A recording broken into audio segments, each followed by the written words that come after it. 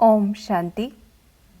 आज 29 अक्टूबर 2022 की मुरली में बाबा हमें विशेष आत्मिक स्थिति के ऊपर ध्यान केंद्रित कराते हैं कि आत्मिक स्थिति का अर्थ क्या है, कैसे हम उसे प्राप्त करें। और बाबा ने उसके लिए हमें ड्रिल भी कराई है।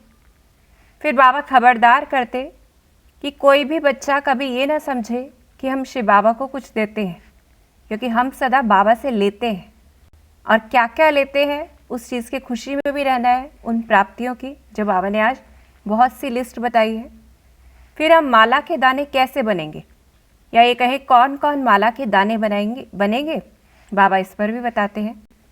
तो जैसे पहले बाबा ने बताया कि याद की रेस करनी है, जिसमें हमारा पहला स्टॉपेज कहें या पहला आधार कहें, वो क्या है? ये ज्ञान है कि बच्चे पहले पहले अपने को आत्मा समझो, पक्का निश्चय करो कि सब ब्रदर्स ही हैं। तो पहला हमारा फाउंडेशन क्या है कि हम आत्मा है, हम बाबा के बच्चे हैं और हम सभी आत्माएं ब्रदर्स हैं। फिर सेकंड स्टॉपेज या जहाँ पे हमें रेस करके जाना है, ब्रदर्स को बाप डायरेक्शन देते हैं कि बाप को याद करो। इसे क्या कहा जाता है? विज्ञान कहा जाता है, क्योंकि इस समय आत्मा को ज्ञान से परे विज्ञान में यानी शांति घर में जाना है। आत्मा का स्वधर्म भी शांत है, घर भी शांत है, और बाबा भी कहाँ से आते हैं? शांति धाम से आते हैं। तो पहले हमें वहाँ पे पहुँचना है, और उसके लिए आधार क्या है? आत्मिक स्थिति है। बाबा ये भी कहते हैं कि माया भी आएगी, कि माया भटकाएगी ज़रूर, न चाहते हुए भी तुम्हारी बुद्धि का योग कहाँ और जगह भटका रहेगा। लेकिन अब इस माया को दूर कैसे भगाएंगे? स्मृतियों के द्वारा। अंदर क्या चलना चाहिए कि बाबा ने हमको सृष्टि चक्र का ज्ञान दिया है, 84 जन्मों की कहानी पढ़ाई है, कैसे हम आधा कल्प सुख में रहते हैं फिर दुख धाम में आते हैं, ये कैसे चक्र पूरा होता है। और हम आत्मा स्वीट होम ब्रह्मांड के रहने वाली हैं, कि जितना हम ज्ञान को स्मृतियों में लाएंगे माया दूर भागती जाएगी। बाबा एक सहज तरीका बता रहे हैं कि ये संकल्प करें। अभी यह गीता का एपिसोड संगम युग है, जबकि दुनिया बदलनी है। हम फिर से घर जाते हैं। अनेक बार हम याद की यात्रा से पवित्र बन के घर गए हैं। तो ऐसे ऐसे बुद्धि चलानी है, जिसे बाबा ने कहा, इसको कहा जाता है दूरादेशी। तुम्हारी बुद्धि अभी दूर दूर जाती है, कि हमारी बुद्धि यहाँ इस दुनिया में नहीं, लेकिन परम धाम में, नई दुनिया में यहाँ जानी चाहिए, और यहाँ जानती है। तो बाबा कहते हैं इसको कहा जाता है दूरादेशी। तो यह ज्ञान जैसे बाप के पास है कि वो तो ज्ञान का सागर है, ऐसे तुम बच्चों के पास भी है। तुम अभी ऐसे ज्ञानवान बनते जाते हो, लेकिन कैसे बनेंगे ज्ञानवान? बच्चों की बुद्धि में होना चाहिए। ये सारी पॉइंट, ये सारी बातें बुद्धि में रमण करती रहे तो माया भाग जाएगी। फिर बाबा हमें प्रेरित करते हैं कि हम बाबा को याद करें। हीरे जैसा जीवन बनाने वाले बाप को खुशी से याद करना है, जिससे जंक निकल जाए। बाबा कहते हैं याद करेंगे तो क्या होगा? पवित्र श्रेष्ठाचारी बन जाएंगे, कि श्रेष्ठ आचरण बन जाएगा। सिर्फ बाबा को याद करने से हमारा जीवन हीरे जैसा बन जाएगा, वो याद से। और इस याद में तुम सब कुछ कर सकते हो। बाबा कहते ऐसा नहीं कि धंधा धोरी नहीं कर सकते, कि कोई कहे हमें यही काम थोड़ी, हम तो और भी काम करने हैं। तो बाबा कहते ऐसा थोड़ी कि कुछ नहीं कर सकते, सब कुछ कर सकते हैं। अपना धंधा धोरी भी करें। बाबा तुम बच्चों को टाइम तो देते हैं, सिर्फ 8 घंटा मुझे याद करो। वो तो हद की सर्विस है, जो लौकिक सर्विस करते हैं 8 घंटे की।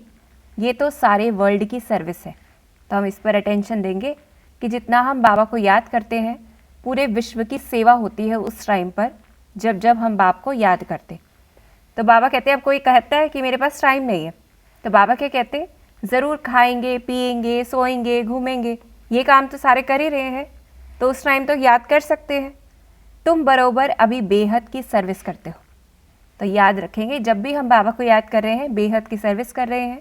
और ऐसे ही हम चाहे एक जगह से दूसरी जगह 2 मिनट का ही रास्ता हम तय कर रहे हैं, तो उस टाइम भी घर के अंदर ही हम एक कमरे से दूसरे कमरे में जा रहे हैं, उस टाइम पे हमने क्या किया?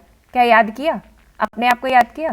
तो ऐसे देखें कि टाइम हमारे पास बीच बीच में बहुत सी चीज़ों के लिए होता है, लेकिन हमें निकालना है। फिर बाबा जगाते हैं बच्चों को कि वो कौन है, क्यों आया है, कहाँ से आया है। तो बाबा कहते कौन है? पारलौकिक बाप है जो हमारे सम्मुख बैठकर समझाते हैं। और कैसा है? मनुष्य सृष्टि का बीज रूप है, नॉलेजफुल है, जिसे झाड़ की नॉलेज है, गरीब निवास है।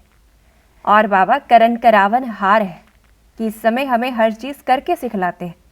जैसे बाबा हर चीज़ करके सिखलाते कि जैसे मैं परम धाम से आया, ब्रह्मा के तन में आया, ऐसे हमें भी प्रैक्टिस बाबा कराते कि हम आत्माएं भी प्रैक्टिस करें, हम परम धाम से आई इस शरीर के अंदर और अब इस शरीर से जाना है। तो ऐसे हर बात के लिए बाबा प्रैक्टिस कराते, खुद करके सिखाते। फिर बाबा कहते मैं कहाँ से आया हूँ? तो बच्चों, मैं परम धाम से तुम बच्चों के पास आया हूँ। तो ऐसे याद रखना है बाबा किस लिए आए हैं, कहाँ से आए हैं। फिर बाबा कहते क्यों आए हैं, क्यों बाबा आए हमारे लिए? बच्चों, मैं परम धाम से तुम बच्चों के पास आया हूँ, लेकिन बाबा कहते अब तुम पतित विकारी भ्रष्टाचारी हो गए। क्यों आए हैं? तुम्हें पावन बनाने के लिए पुरुषार्थ कराते हैं, वापस ले जाने के लिए आया हूँ। तो ऐसे आज हम बाबा को याद करें इस रूप से कि वो कौन है, कहाँ से आया है, क्यों आया है, सिर्फ हम बच्चों के लिए आया है। तो ऐसे याद करें। फिर बाबा विशेष आज जो प्रैक्टिस करा रहे हैं आत्मिक स्थिति की, क्योंकि जैसे याद की रेस हमें जब करनी है तो उसका आधार क्या है? आत्मिक स्थिति ही है। तो कैसे करनी है? हम बाप के बच्चे हैं, सभी ब्रदर्स हैं, भाई हैं। बाबा कहते हैं जिस्म को याद नहीं करो। तो आज हम सारा दिन प्रैक्टिस करें, कोई भी हो हमें उसके शरीर को नहीं देखना है, फिर शरीर के शरीर को नहीं देखना है, यानी कि उसने क्या ड्रेस डाली है, कौन से कलर की ड्रेस डाली है, ये सब चीज़ें हमें नहीं देखनी है। हमें क्या देखना है? आत्मा को देखना है कि वो ब्रदर्स हैं। शरीर का भान मिटाना है, तो अपना भी और दूसरे का भी, कि दूसरे को भी देखें और अपने को भी आत्मा देखना है। सिर्फ हम आत्मा है। बाबा ने तो बार बार पक्का कराया आज मुरली में कि हम आत्मा है, हम आत्मा है, बस यही रह जाए। हम ही पावन सतो प्रधान थे, अब पतित बने कि हम आत्माएं ही ऐसी हो गई, दूसरी कोई भी चीज़ याद ना आए, पूरा आत्म अभिमानी बन जाना है। अब हम ये देखें, आत्मिक स्थिति के अंदर ही ये चीज़ आती है कि कोई और बात या कोई और चीज़ याद ही ना आए, पूरा आत्म अभिमानी बनना है। और बाबा ने हमें ड्रिल भी कराई है, तो इसको हम प्रैक्टिस करें कि कैसे हम सभी आत्माएं शांति धाम में जाएंगी, उसका हम चित्र देखें। फिर देखें सब आत्माएं कितनी छोटी सी हैं, एक्टर्स हैं, और हम सभी एक्टर्स के रहने का स्थान ब्रह्मलोक है, घर है, स्वीट होम है, साइलेंस होम है। और हम आत्माएं कैसे अलग अलग पार्ट बजाती हैं। नाटक में पार्ट बजाने के लिए नंबरवार आती है और हर एक का अपना अपना पार्ट मिला हुआ है। जैसे कहते हैं कि कोई एक्टर बैक स्टेज पे बैठ जाता है, तो ऐसे ही हम भी परम धाम में कैसी होती है, जहाँ बैक स्टेज पर बैठी हुई हैं, अपने नाटक का इंतज़ार कर रही हैं। और संगम युग पर हमने बैटरी चार्ज कर ली है, तो ऐसे अपनी चमक के साथ परम धाम में बैठी हुई है। फिर देखें कैसे हम नीचे धीरे धीरे करके आते हैं, और बाबा कहते हैं वहाँ से यहाँ आ करके शरीर लेते हैं। तो जैसे एक्टर ड्रेस पहन लेता है एक्टिंग की, ऐसे हम आत्माएं कैसे वो ड्रेस पहन लेती हैं, देवताई ड्रेस। तो ऐसे हम इसको प्रैक्टिस करें। और फिर बाबा ने कहा, जो पहले कहा कि पूरा आत्म अभिमानी मतलब क्या, कि कुछ भी याद ना रहे, सिर्फ मैं आत्मा हूँ ये याद रहे। तो यानी पूरा बैगर बनना है, क्योंकि मेरा कुछ भी नहीं है। जो 2 दिन पहले भी बाबा ने कहा था, इस पर पूरी मुरली इस पर चलाई थी कि मेरापन खत्म हो जाए। तो मैं आत्मा हूँ, मेरे पास कुछ है ही नहीं जो आत्मा को याद पड़े। ये प्रैक्टिस करनी है, क्योंकि वैसे भी हम देखें अगर इस समय शरीर छूट जाए तो मैं आत्मा क्या लेकर जाऊंगी, एक पेन भी नहीं उठा कर ले जा सकती। तो मैं आत्मा हूँ, मेरे पास कुछ है ही नहीं जो आत्मा को याद पड़े। तुमने तो अपना सब कुछ शिव बाबा को दे दिया। बाबा तरीके बता रहे हैं कि हमें पूरा बैगर कैसे बनना है कि हमें कुछ भी याद ना आए। तो पहला तो हम आत्मा है, हमारे पास आत्मा के पास तो कुछ है ही नहीं। फिर दूसरा क्या याद रखना है कि हमने तो अपना सब कुछ शिव बाबा को दे दिया। फिर ऐसे नहीं समझो कि ये मेरी चीज़ है। बाबा कहते जब दे दिया फिर तुमको याद ही क्यों आता है, भूल जाओ। फिर जैसे पुरानी चीज़ें करनी घोर को दे देते हैं, ऐसे हम सोचें कि हमने अपनी पुरानी सारी चीज़ें करनी घोर यानी श्री बाबा को दे दी है, और कहते हैं अभी तुमको ये सब नई नई बातें मिलती हैं, पुरानी कोई भी चीज़ तुम्हारे पास नहीं है, शरीर भी नहीं है, कि हम आत्माओं का तो शरीर भी नहीं है। तो ऐसे प्रैक्टिस करनी है कि मुझ आत्मा के पास कुछ भी नहीं है, मैंने सब कुछ बाबा को दे दिया है, बाबा ने मुझे सब कुछ नया दे दिया है, और जब नया दे दिया है तो पुराने को याद नहीं रखना, इससे फ़ायदा क्या होगा? बाबा कहते जब ये याद रहे कि मैं भाई हूँ, बाबा का बच्चा हूँ, मेरे पास कुछ है ही नहीं, फिर नई दुनिया में सब नई चीज़ें मिलेंगी, हीरे जवाहरात के महलों में जाएंगे। और अगर पुरानी को ही पकड़े रखा तो एक्सचेंज बंद हो जाएगा, फिर वो एक्सचेंज में नई चीज़ें नहीं मिलेंगी। फिर बाबा खबरदार करते कि किसी को, बाबा कहते अगर कोई ये समझता कि हमने तो बाबा को दिया है, हमने तो इतनी इतनी चीज़ें दी है, तो गाया जाता है। बाबा पहले तो खबरदार इस चीज़ के लिए करते कि अंत में अगर सामान या कोई इंसान याद आएगा तो क्या होगा। तो गाया जाता है अंतकाल जो सिमरे तो वैसा वैसा बनेगा। तो अगर कोई भी चीज़ याद आएगी, चाहे कोई मित्र संबंधी याद आएगा, तो पिछाड़ी में नुकसान कर देगा, क्योंकि क्या गाया गया है, अंतमति सो गति। फिर जब बाबा को दे दिया, अगर वह याद पड़ता रहता है तो वह भी पिछाड़ी में नुकसान कर देगा। बाबा कहते कई दे करके फिर भाग जाते हैं, यानी ज्ञान को छोड़ देते, बाप को छोड़ देते, तो मांगने लग पड़ते हैं। उनको फिर एकदम माया डस लेती है, क्योंकि पहले तो क्या कहते थे, चाहे मारो चाहे प्यार करो, हम तुम्हारा दर नहीं छोड़ेंगे, कभी नहीं भूलेंगे। लेकिन फिर ऐसा करते हैं। तो बाबा भी इस पर स्पष्ट कर देते हैं कि बाप गरीब निवाज है, और किसी ऐसे का तो बाबा लेता भी नहीं है जो सफल ना हो और फिर बाबा को देना पड़े। अब हमें देखना है हम बाबा को कितना देते हैं। पहले तो सोचना ही देते हैं, फिर कितना देते हैं। बाबा इसके उत्तर में क्या कहते, बच्चे नर से नारायण बनते हो, कितना बड़ा वर्षा मिलता है, तुम्हारे कदम कदम में पदम है, कि इस समय पद्मों की कमाई होती है, आमदनी होती है, जो देवताओं के पाँव में पदम भी दिखाया जाता है। बाबा कहते बच्चे सुदामा मिसल चावल ले आते हैं, समझते हैं कि हमको महल मिल जाएंगे।